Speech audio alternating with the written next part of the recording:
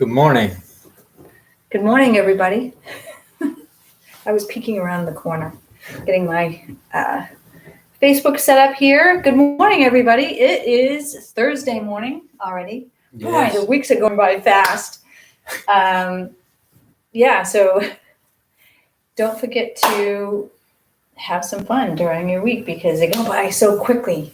All of a sudden, it doesn't seem like it's been a whole All of a sudden, week. it's time to hit the road. Yeah, we're hitting the road. Soon. But anyway, this morning, I hope everybody's having a fantastic morning this morning already. Hope you're awake and alive and doing well. And this morning, we're talking about forgiveness. Forgiveness and what forgiveness does to you. And forgiveness can be in lots of different forms. We can forgive other people. We can forgive ourselves. It's all important. And the reason is not for the other person. The what you get out of it is really mostly for you, including health benefits. Helps with your blood pressure. It helps with all kinds of your mental clarity. It helps with you being able to move on to do what it is that you want to do, so you're not stuck and ruminating about things that have happened to you. You can actually. It is the quintessential stuck energy. It is the stuck energy. And so forgiveness comes in many different forms, and there's different pieces to it. You can forgive other people. And forgiving other people doesn't mean that you're forgetting about what happened or, letting them off the hook, so to speak. But it is saying that you're not going to put any more energy into it. Correct. That's what forgiveness really is. It's not saying that it's okay what the other person did. It's saying that you're not going to entertain it anymore, and you're going to release that negative energy from your body and your mind, so that you can move on, because you won't be able to move on.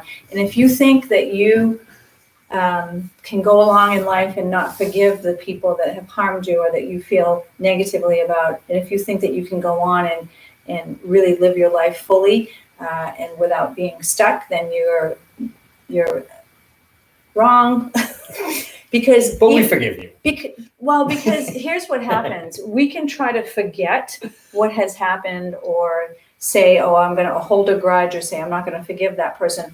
And we can try to move on consciously, but your subconscious mind never forgets. And your subconscious mind needs to release that in order to let you go and live your life moving forward. And that's the way it is. You can try to forget it and throw it behind your shoulder and say, I'm just going to forget about it and not forgive the person. But your subconscious mind will bring it up on occasion. And you just when you think you've gotten rid of it, it'll be back.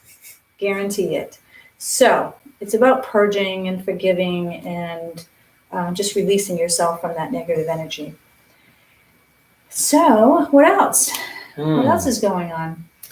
What else is going on? I feel better today. I've been tired this week. I think just catching up from the weekend. Acclimated to the no coffee and such. Yeah, we're doing no caffeine. So in the morning, you don't have that blast of caffeine to wake you up, which is kind of good, because you're able to feel what your body needs throughout the day. Do you need more rest? Do you need water? Do you need to eat? You're able to feel really what your body is telling you. I've been waking up more clear and awake than I have been with the coffee. Oh, that's interesting. Yeah, it's like I wake up and I'm not quite as bleary-eyed and out of it. Yeah, that's cool. Yeah. That's a good thing. Yeah. It's hard though. Quitting caffeine, if you're a coffee drinker or a caffeine drinker, is not an easy task. Nope. It's probably one of the hardest things I've done, including drugs and alcohol. I think for me, it's the hardest thing. Maybe. I think cigarettes were the hardest for me. That was hard. And you smoked for how long? I can't picture you 20 years. Wow. I cannot picture you smoking cigarettes. It's been 20 years since I quit, too. Amazing. That's great. All right, everybody. Well, we're going to get going, I guess. Yes. And get strong and make our bodies strong as well as our minds, which is, it all works together. And we have, let me see who we have here this morning. We have Aaron, who's here watching us, and whoever else is watching. Sometimes we can't see who's on there because I don't know why. But a lot of people will go somewhere in public and they'll be like, I know who you are. Yeah, We're like, wow, we don't notice that you're watching. But to all of you who are watching this All morning, you stealth some inspiration, motivation, get up off your seats. We're going to do a little bit of a warm up. All right, let's do it. And hops. This isn't just your average hop. I'm just going to adjust my camera here. This is drop down arms. So drop your shoulders down. See how David lifts his shoulders up and just drops them down? It's like you're shaking all the muscles loose from your bones. It feels amazing. That's first off. Gets a lot of that negative energy out of your body.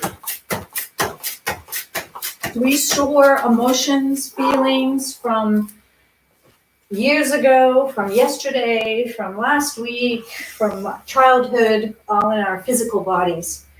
I teach trauma yoga as well, so we do a lot of just releasing of negative energy Work with the body. in pockets of your bodies. We hold them in our internal organs, shoulders, behind our eyes, you name it. Heart openers. Just as we open our arms, we just feel the gratitude for everything that we have in our lives. And as we come around, we do some body tapping, one of my favorites. But I think it's amazing to me when I first really realized how much we store, because we try, maybe something has happened to you in the past and you're like, okay, I'm over it, I'm just going to forget it. But if you don't do the real work to get the negative energy out of your physical body, it's going to stay with you. And trauma stays with you until you are able to go back and look at it differently and release it from your physical body. It's pretty amazing. And then when you do, you just have this opening of, you're just free. You're able to move forward. You can think clearer. You can make better decisions. It's kind of an interesting. And it's not the same thing as relax your body. It's release. It's a difference. I'm just going to move this over a little bit so we can see. There we go. There we go. Now we can see David. All right. All right. So the other thing is, just wanted to talk a little bit about David this morning. He is a certified kettlebell trainer, and he's been working with kettlebells for about 20 years. About 10 years. Oh, 10 years. Okay, I boosted it up for you. That's okay. But still 10 years working with kettlebell. So my point is that he knows what he's talking about when it comes to the human body. He's taken, what was the school that you went to in Florida? The Florida School of Massage. Yeah, so was a martial arts trainer, owned his own studio for a number of years. So he knows what he's talking about when it comes to the human body and building strength, removing negative energy, flexibility, mobility, all of that stuff. And the connection between our bodies and our minds as well, which is really, it's not just about going in the gym and working out. This is a whole body, mind, soul connection when you're working to get strong. Let's do some shoulder rolls. Gently place your hands on your shoulders and just all the way back. Nice big stretch. This feels really good. And forward.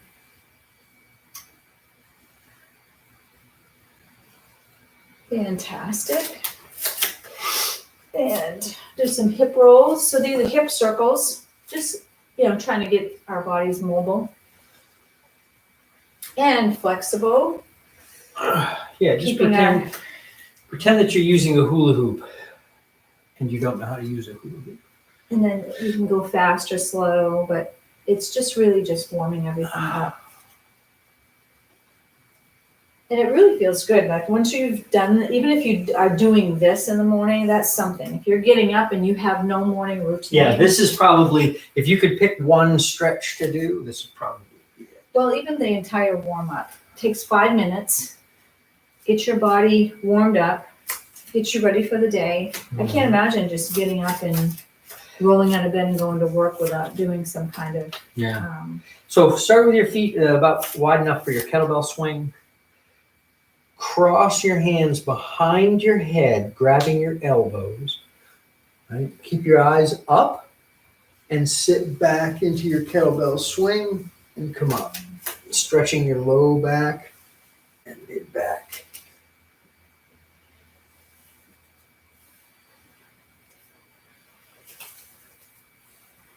Pull your arms in closer.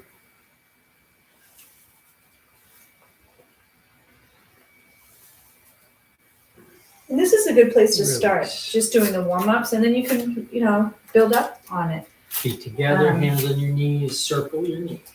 If you're finding it difficult to get started in some sort of an exercise routine, start slow and then build up, or find a partner.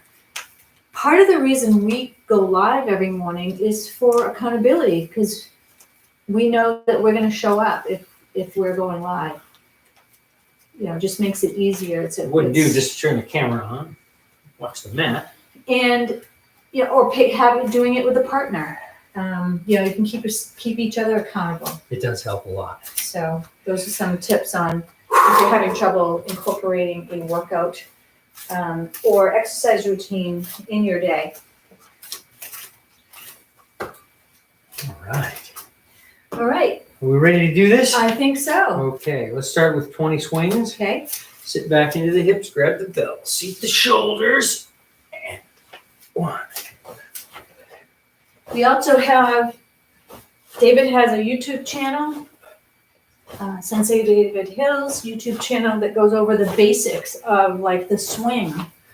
There's a right way and a wrong way to do these moves, and you want to be able to do them the right way to get the most out of your kettlebell work and not get injured. And set it down. Very nice. Okay, sit back into your swing stance, grab the bell with one hand, swing it to the rack. 10 of them, here we go. 1, 2, 3, 4, 5, 6, 7, 8, 9, 10. Change hands. 1, 2, 3, 4, 6, 7, 8, 9, and 10. and set it down. Nice. So feet on either side. Keep your legs straight. Fold at the hip, flat back. Grab the bell. Just use it as an anchor to the floor to very gently pull yourself down. Only go as far as that your body will allow. And then breathe as if you're breathing into the muscle. And release.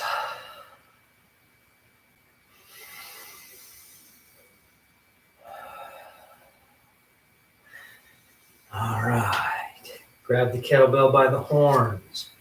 Stand back up in front of your face. Halos, here we go. Keep your core tight, and your arms should 2, reach around by your ears. 3, Grip with your toes. 4, 5. We do not wear shoes Other way. or sneakers when we work out with kettlebells. You want to be able to grip your feet into the floor or the mat or the ground. 3, 4, 5. Now, Keep your kettlebell the same direction. I'm going to come a little bit forward to you. Now, you're going to start the kettlebell swinging back and forth like a pendulum and bring it around your head and back. Here we go. 1, 2, 3, 4, 5. Swing it the other way. 1, 2, 3, 4, 5. Set it down. Very nice. Okay. So we have done lunges in a pressed position before, right? Here's what we're going to do. We're going to do a set of lunges with overhead. We're going to go swing to the rack, press, lunge, come back. Swing to the rack, press, lunge. Makes sense? So we're just going to basically combine our long cycle with our lunge. Got that? Can you show me one? Sure. It goes like this. We go rack, lunge, press, step opposite foot, lunge. Okay. Come Three back. separate things. Rack, press, lunge. Okay. All right. Got it. Here we go. Rack, press, opposite foot, lunge. All the way to the bottom. Okay, so it's a drop all the way to the bottom. Correct. Okay. Lunge. Swing. Rack. Press. 2. Swing. Rack. Press. 3. Swing. Rack. Press. 4.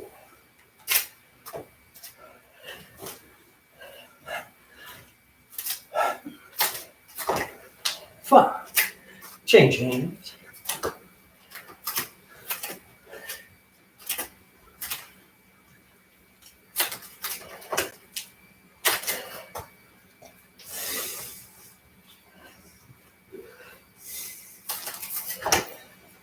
2.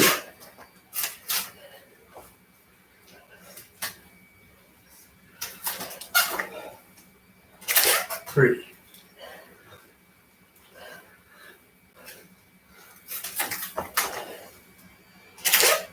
4.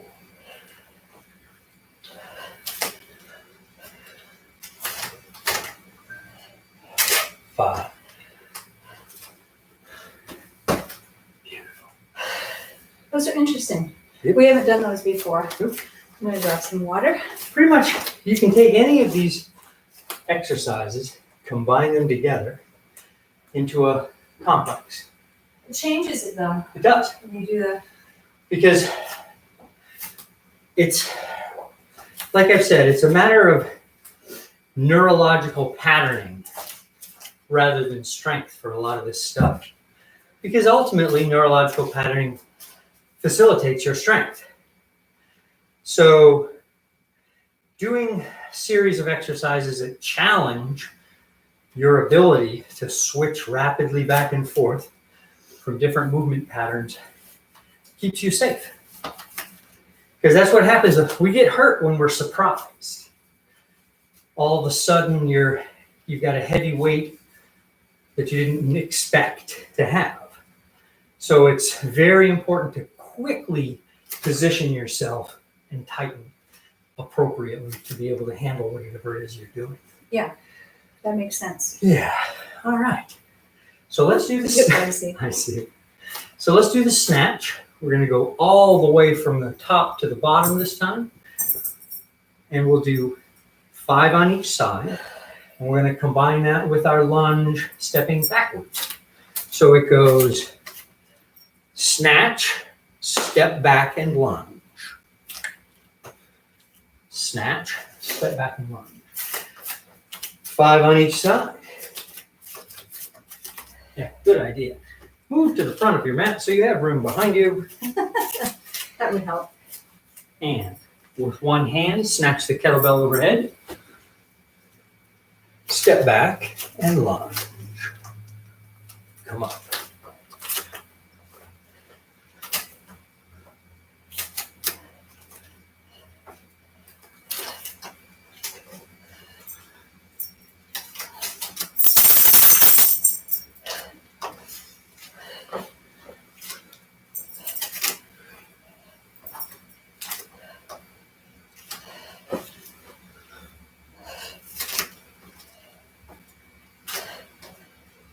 Last one. Oh, no, that was 5, wasn't it? Change hands.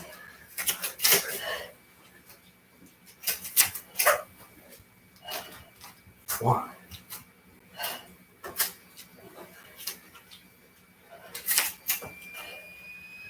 Two.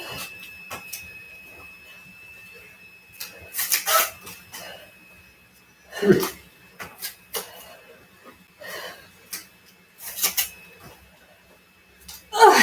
4.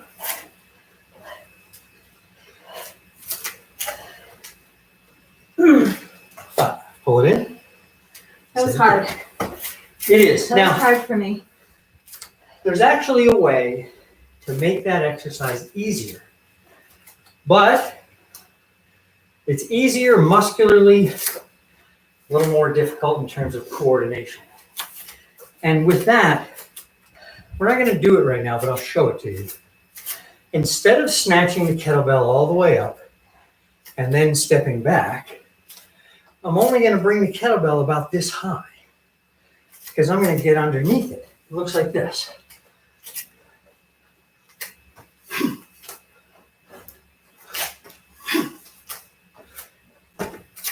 See how I was dropping as the kettlebell is rising? In that way, I don't have to bring it all the way up here and then bring it down. I just bring it up to here and get under it. So it's less work, but a little more difficult in terms of coordination. Mm-hmm. Whew, nice. All right, how you feeling? Pretty good. Good. Okay, let's come on down to the floor. Set the kettlebell aside for a minute.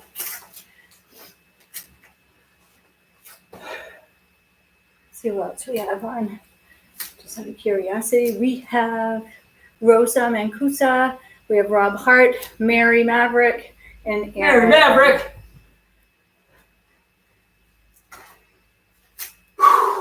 Okay, from a kneeling position I like to call Captain Morgan, you can keep your back foot either what I call dead foot or live foot. Doesn't matter.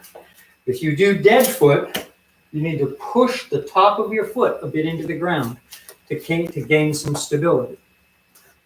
Right? If you do live foot, it's a little more automatic in that sense. Now, I have my left knee up, so my left arm is going to be raised.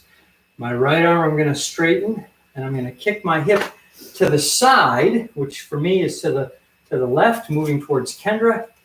And as I do, I'm going to look up and place my hand on the ground. Nice. And come back up. And again, hand on the ground. Now, bend this hand that's on the ground, bend the elbow of that arm so that it lowers me a couple more inches and really feel a nice stretch in the hip. Yeah? Mm-hmm. People who have sciatica issues or tingling and such down their leg, this is a good stretch to do. This is a good exercise to do to help alleviate that. So one more time, down. And now straight up with your hand to a lockout position. Grab your kettlebell. Use 2 hands to pull it up into a rack position.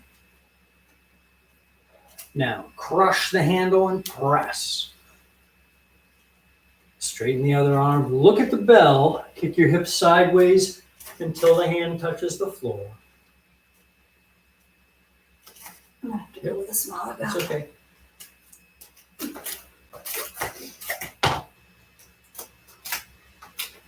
So what I was finding was I didn't have, the bell was too heavy for me, so I didn't have control. Yep. The bell was controlling me. Yeah, absolutely. Don't fight the bell. And I had no way of getting on this move. This is a difficult move for me because of my hip mobility. So if you're doing this move and you find the same thing, just go down in your weight a little bit.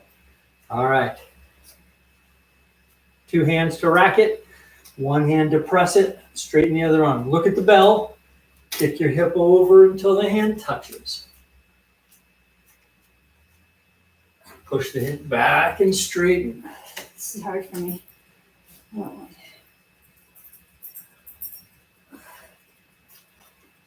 I'm going to pull this in and watch for a second so I can see what's going on. You okay? Yeah, just resting a minute. All right. Let me watch.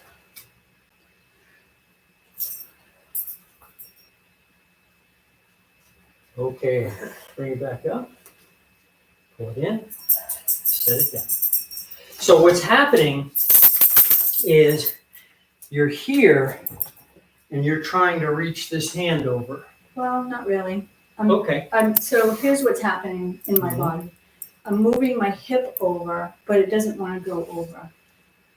Like it's So here's one way to do this to alleviate some of the sort of the danger in the very end of that is do your reach and place your hand instead of going all the way to the side, bring it to the side and to the front. okay. So you're slightly going forward but don't make it this. It's got to be move the hip and then you can reach a bit forward. But it has to start, because otherwise you'll just be patterning it in the wrong fashion.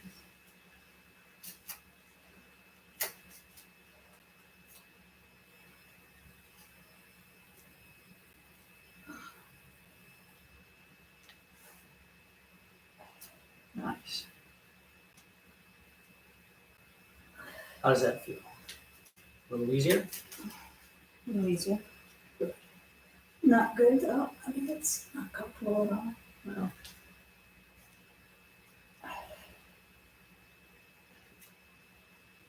Nice one. Now we're talking. Good. Nice. That's it right there.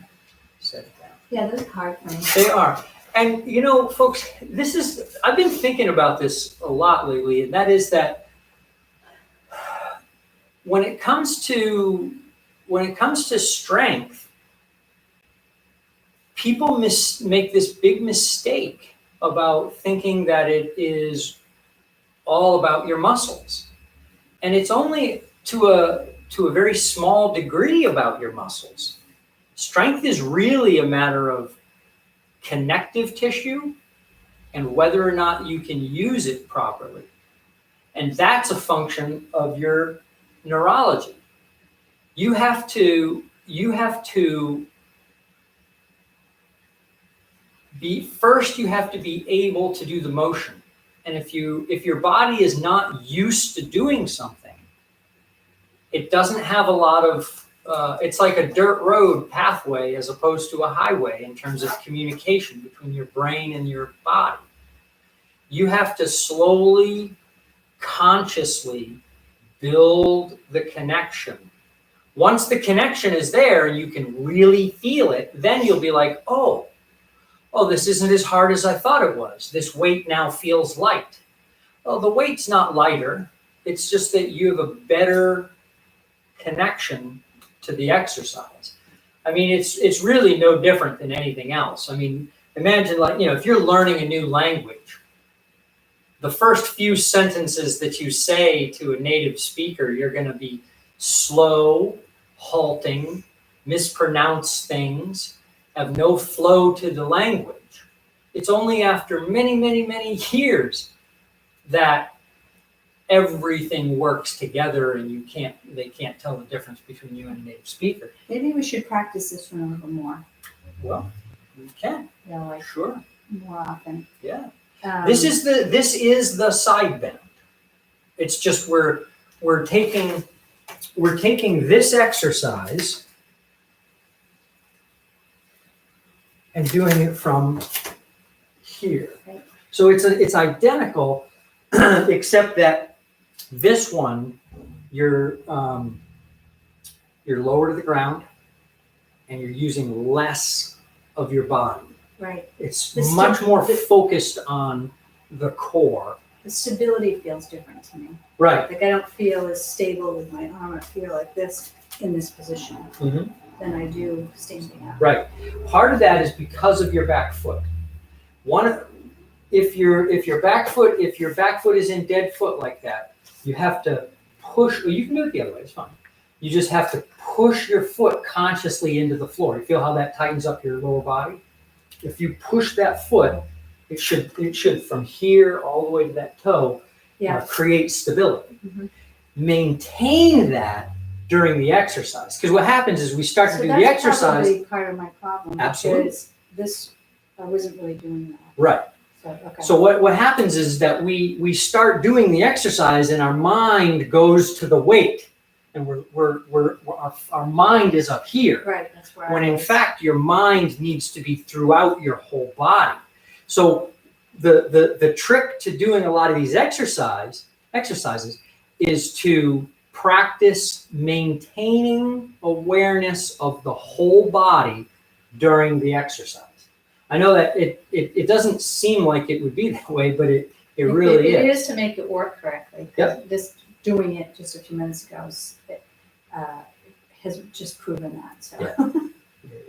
Okay. But that's the difficulty, and that's the uncomfortable part of it is because that you're right. I was focused on this because I didn't want this to fall. Absolutely, and it can be very frustrating because you have the muscular strength to do it, and you even know that you have the coordination to do it, but when it comes time to combine the coordination and the strength, that's where things get a little squirrely, especially when you've got to. I mean, think about it. This is a cannonball.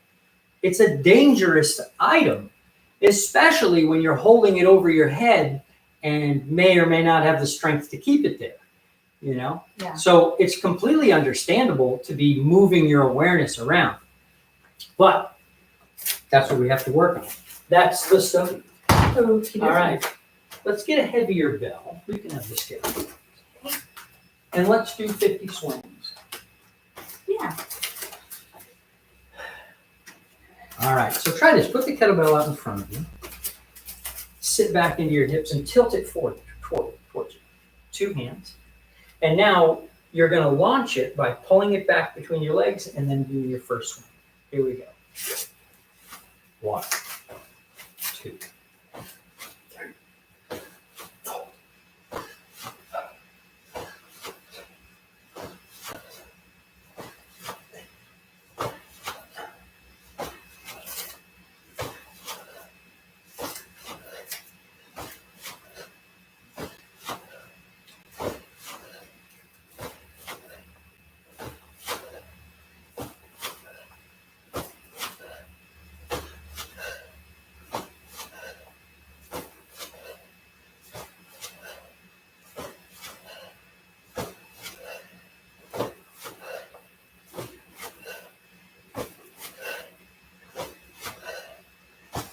$30.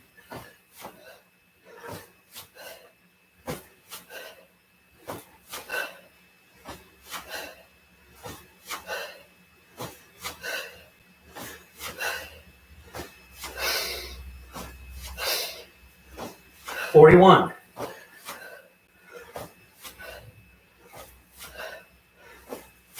Five more.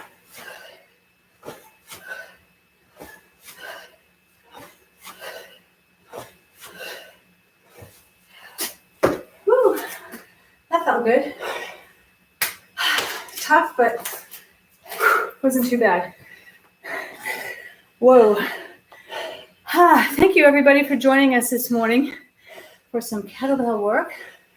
little bit of motivation and inspiration. If you have anything that you would like us to talk about in terms of something that you're going through, something that you'd like me to discuss, drop a note in the chat box below as we catch our breath. Or you can private message either David or I and let us know if you have questions for David or if you have questions for me. I am a trauma. She's from Maine. Yeah, I've tried so hard to get rid of that accent too. Trauma coach, and David is a kettlebell trainer, empowerment coach. And we're here to help you. That's why we're here in the morning. So I hope you have a fantastic day, sending out love, joy, peace, and happiness to everyone in the world who needs it today, and some special healing energies to any of our friends or anyone in the world who is suffering today, in hopes that they find some peace and joy in their day today. Have a fantastic day, everybody. We'll see you here bright and early tomorrow morning, 6 a.m. Eastern Standard Time. Take care. Bye, everyone.